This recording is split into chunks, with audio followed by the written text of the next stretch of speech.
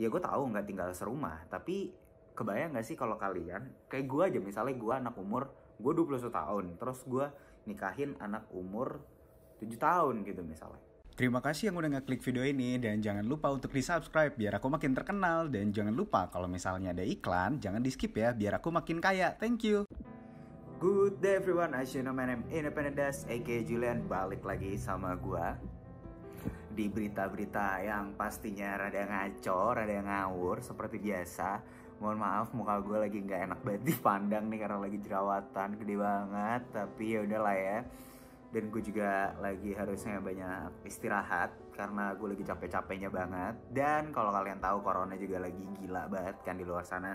Mungkin gue akan ngebawain satu hal nanti ya yang apa maksud gue, ada satu video yang akan gue mau bahas tentang corona ya. Dan kayak langsung aja ke beritanya buat kalian yang udah biasa juga nonton, yang udah subscribe gue. Dan yang pastinya nonton lah, kalau subscribe nggak nonton ngapain? Yang nggak harus subscribe juga sih kalau nonton. Tapi langsung aja ke beritanya. Kali ini beritanya dari Tribun Jateng, yang seperti biasa gue sering banget bawain dari Tribun News karena Tribun News kadang-kadang juga suka aneh-aneh gitu kan. Jadi gue bawain aja sekalian biar makin aneh.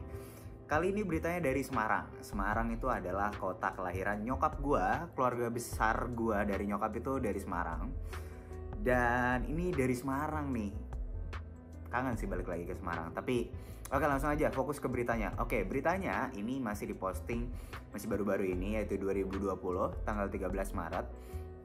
Jadi beritanya ini bukan di Semarang ya, tapi Kabupaten Semarang kali ya. Tapi kita nanti cek aja langsung ke beritanya. Dan kalau kalian mau baca beritanya langsung, tanpa ada dengerin gua ngoceh dan baca aja, itu ada linknya nanti di deskripsi. Langsung aja ke judul beritanya, yaitu adalah pengasuh pondok pesantren di Kabupaten Semarang nikahi anak 7 tahun.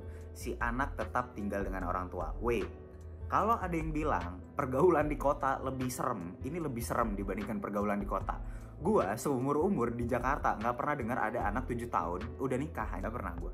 Iya, seperti judulnya tadi udah dibilang, pengasuh pondok pesantren di Kabupaten Semarang nikahin anak umur 7 tahun. Tapi anaknya masih tetap tinggal sama orang tuanya. Jadi ini tepatnya ada di Ungaran ya. Komnas Perlindungan Anak di Provinsi Jawa Tengah kebetulan nemuin kasus ini. Dan ada gadis berusia 7 tahun asal Gerabak atau di Magelang dinikahi warga Kabupaten Semarang pengasuh sebuah pondok pesantren. Dan kasus tersebut saat ini ditangani oleh Polda Jateng. Ya jelas, maksud gue, hey, anak umur 7 tahun nikah, gila lu ya. Walaupun yang dinikahin perempuan, gue nggak masalah, gue nggak peduli ya mau perempuan mau laki-laki. Tapi maksud gue anak umur 7 tahun tuh pemikirannya aja belum gimana-gimana gitu loh. Masih aduh, anak 7 tahun tuh gila, baru sekolah SD, gila lu. Dan katanya Ketua Komnas Perlindungan Anak Jateng, yaitu Bapak Endar Susilo, mengatakan dari informasi yang pihaknya dapatkan. Jadi si Komisi Perlindungan Anak ini dapat info katanya pernikahan itu terjadi pada tahun 2017 lalu. Dari informasi yang diterima, ia mengatakan sejak awal keduanya tak tinggal serumah. Oke, katanya memang anaknya tidak tinggal serumah. Akhirnya 21 Februari 2020 kemarin melaporkan hal tersebut ke Polda Jateng, jelas Endar. Jadi Komnas, kayaknya ini Endar ini dari Perlindungan Anak. Dan akhirnya usut punya usut, mungkin dia udah gerah juga. Akhirnya pada tanggal 21 ya Februari kalau nggak salah tadi, akhirnya mereka melapor ke Polda Jateng biar ditindak lanjuti. Dan sekarang perempuan tersebut berumur 10 tahun dan bersekolah. Iya jelas dong, 10 tahun itu berarti masih SD. Gue gak lupa itu SD kelas berapa. Gue nggak tahu apa yang mendasari si pengasuh pesantren ini menikahi anak umur 7 tahun saat itu. Berarti pernikahannya itu udah berlangsung selama 3 tahun ya, sampai 2020. Kalau kehitung sesuai tahun ya udah 2020. Dan maksud gue, biasanya orang-orang ini tuh ada hal yang, tau gak sih lo, kalau di desa kan entah punya utang, entah punya apa segala macam. Dan tapi dalam hukum ini memang menyalahi aturan gitu loh.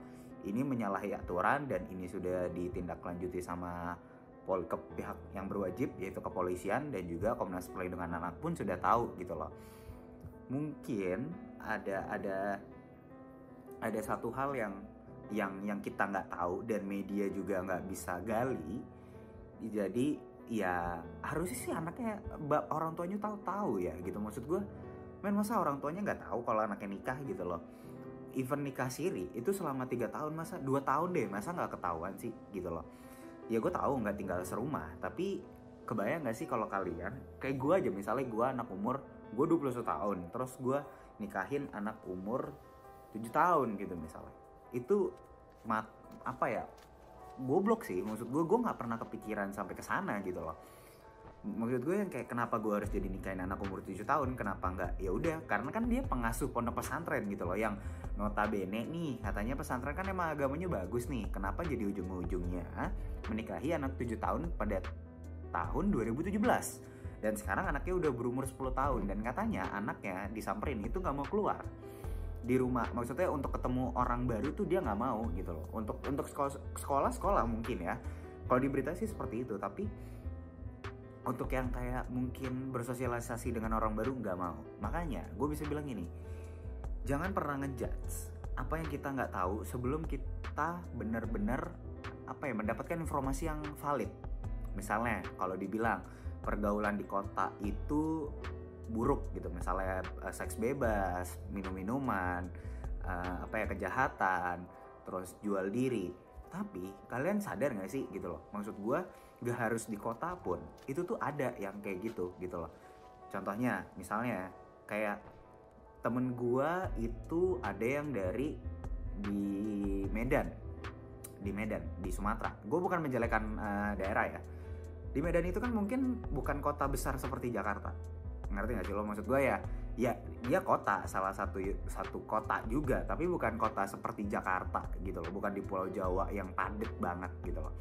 Tapi mereka ada klub, mereka ada alkohol, mereka ada penjualan PSK juga gitu loh. Kenapa harus sampai Jakarta? Kenapa harus diibaratkan Jakarta itu adalah kota yang buruk?